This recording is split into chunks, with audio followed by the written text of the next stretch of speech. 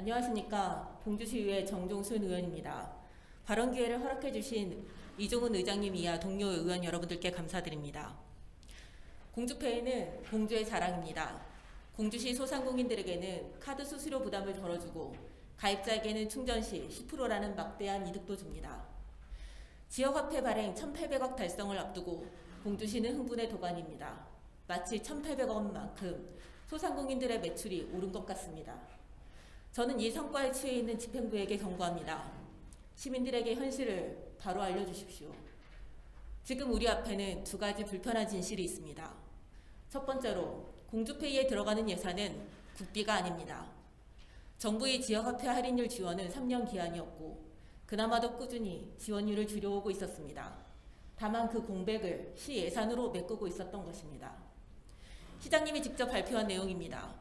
11월까지 공주페이에 113억 원의 예산이 지원됐는데 이 중에서 국비는 65억 원, 도비 10억 원, 시비 37억 원이 투입됐습니다.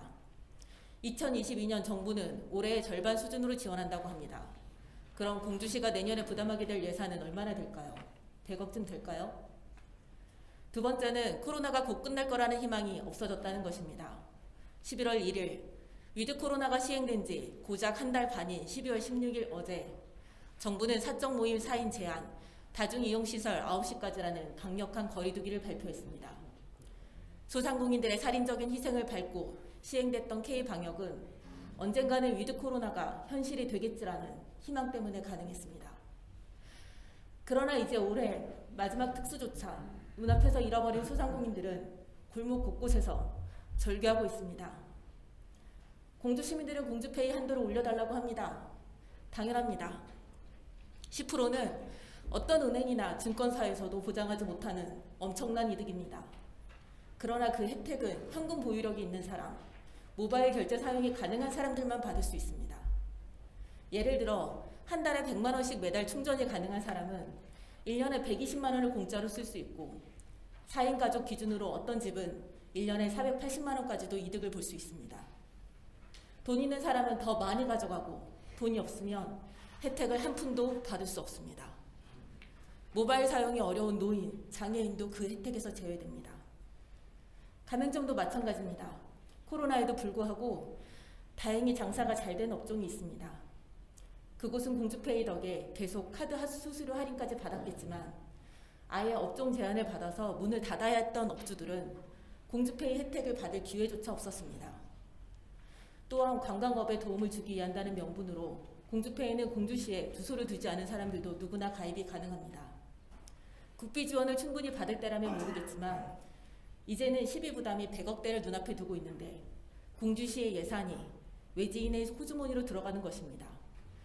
공주시에 볼 게 아무것도 없는데 식당 할인 받으려고 관광객이 온 것일까요?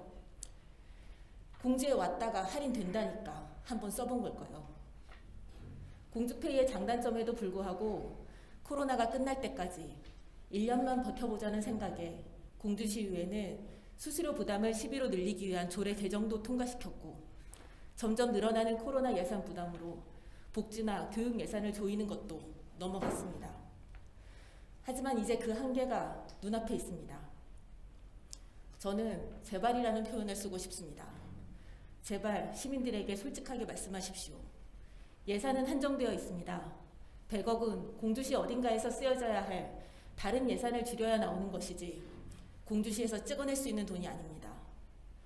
또한 지금 준비하고 있는 정책들 중 공주페이를 기반으로 하고 있는 것은 모두 이 할인율 10%를 유지할 때 가능한 정책이라는 것을 우리 모두 알고 있습니다. 예를 들어 지난 추경부터 계속해서 올라오는 카달로그 서비스는 착한페이 앱에 연동해서 만들어지는 작은 쇼핑몰입니다. 1억 5천만 원을 들이는 그 사업은 공주페이 할인율이 떨어지면 함께 바로 사장될 수밖에 없는 사업입니다. 소상공인들을 홍보해주고 싶다면 그동안 브랜드 홍보에 10년을 투자한 고만나루 장터 사이트에 입점시키면 됩니다. 쉽고 더 효율적인 길을 두고 왜 위험하고 돈이 더 많이 드는 길을 골라서 가십니까? 저는 묻고 싶습니다. 앞으로 다가올 선거 때문입니까?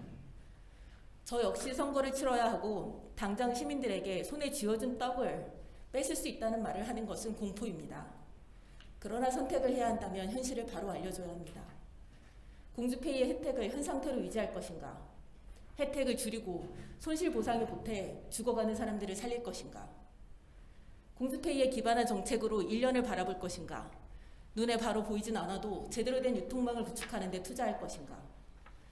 우리는 이미 이 실랑이를 망설이며 1년을 보냈습니다.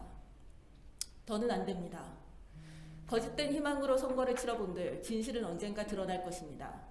부족한 것을 드러내고 질타를 받더라도 그것은 선출직인 저희의 몫입니다. 그러니 이제라도 이 팬데믹 안에서 진짜 필요한 준비를 해야 합니다. 지금 공포에 떨고 있는 소상공인은 여러분의 가족입니다. 제발 부탁드립니다. 이상입니다.